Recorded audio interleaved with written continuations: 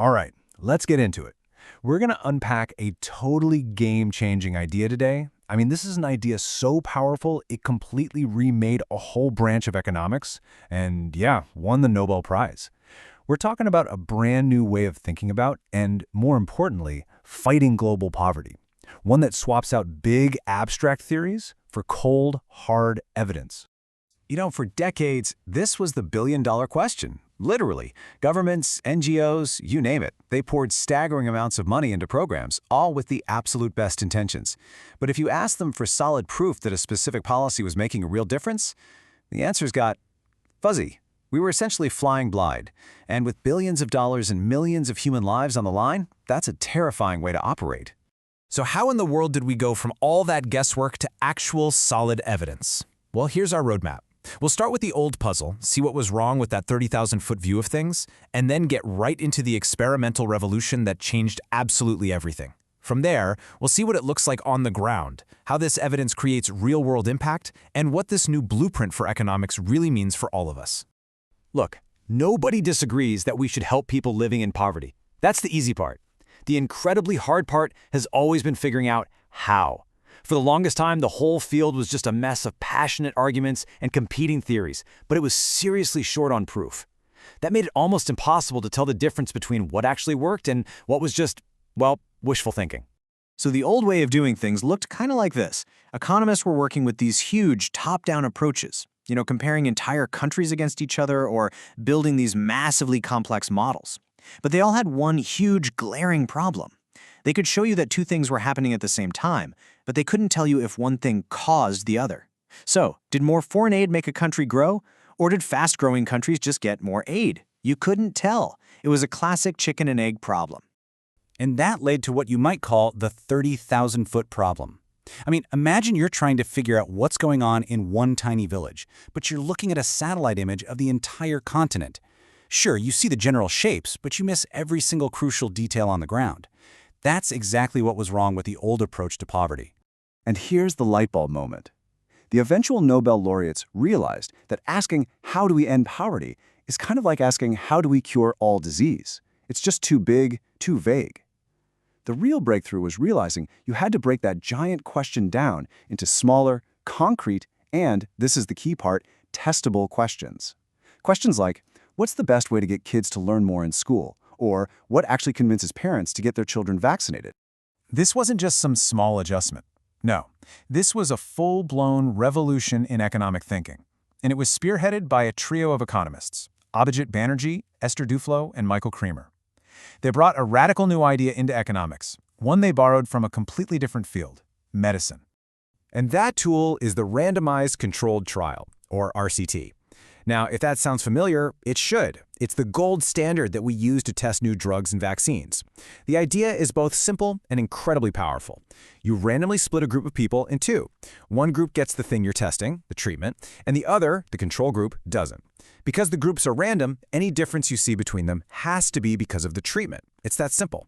So, how does this actually work? Well, imagine you have a bunch of schools. You randomly pick half of them to get, say, new textbooks. That's your treatment group. The other half just goes on as usual. That's your control. A year later, you compare their test scores. Any difference you find can be chalked up directly to those textbooks. And boom, just like that, you have a real, scientifically valid answer. No more guessing. Abhijit Banerjee himself put it perfectly. He called this whole approach an antidote to wishful thinking. And that's exactly what it is. It's a way to cut through all the noise, all the ideology, and all the things we hope will work. It forces us to stop assuming and start proving. Okay, so while all three economists were pioneers here, Banerjee's specific contribution really sent shockwaves through the field. He was responsible for what some have called an analytical rupture, basically a complete break from how economists had ever thought about poverty before. But what does that actually mean, analytical rupture? Well, for Banerjee, these RCTs were never just about giving a policy a thumbs up or a thumbs down. For him, they were like a microscope. He used them to peer into the complex psychology of being poor, to understand the tiny, day-to-day decisions people make and the hidden reasons why they make them. It was about fusing economic theory with real-world human behavior. And that was the real game changer. And the things he discovered, which he later wrote about in his incredible book, Poor Economics, were just stunning. He found that, guess what? People living in poverty aren't wired differently from anyone else. They have the same hopes, fears, and biases. But they live in a world where tiny little obstacles, what he calls frictions, like a small fee for a free health service, or the sheer hassle of opening a bank account, can have massive, devastating effects that lead them to underinvest in their own futures. Of course, all these amazing insights don't mean much if they just stay locked up in academic papers. The real goal, the whole point, was to take this evidence out into the world and actually change lives for the better.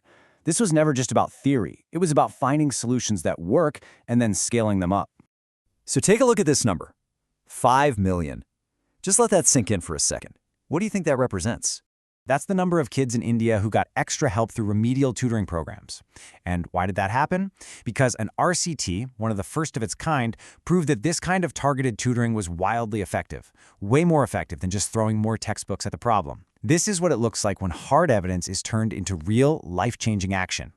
Now, to make sure this wasn't just a one-hit wonder, they had to build an engine to keep this work going. So in 2003, Banerjee, along with Esther Duflo and Senthil Mullainathan, founded JPAL. It's basically a global hub for this kind of research, dedicated to running these experiments all over the world and making sure policymakers are using evidence, not just ideology, to make decisions. And the legacy of all this is, well, it's profound. It's so much bigger than just finding a few programs that work. This idea fundamentally rewired the entire architecture of development economics. It changed the very definition of what it means to know something in the field. The ultimate seal of approval, of course, came in 2019. Banerjee, Duflo, and Kramer were awarded the Nobel Prize in Economics, and the committee was crystal clear about why, for their experimental approach to alleviating global poverty.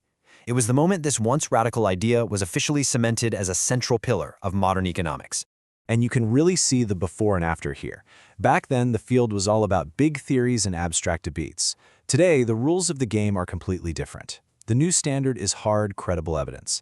The question is no longer what does the theory say, but what does the experiment show? The focus is shifted from sweeping generalizations down to the real-world, human-level details that actually drive people's lives. So this new way of thinking has proven it can take on one of humanity's oldest and toughest problems. And that really makes you wonder, right? Where else can we use this? From tackling climate change to improving education or public health, what other huge challenges are out there just waiting for their own antidote to wishful thinking?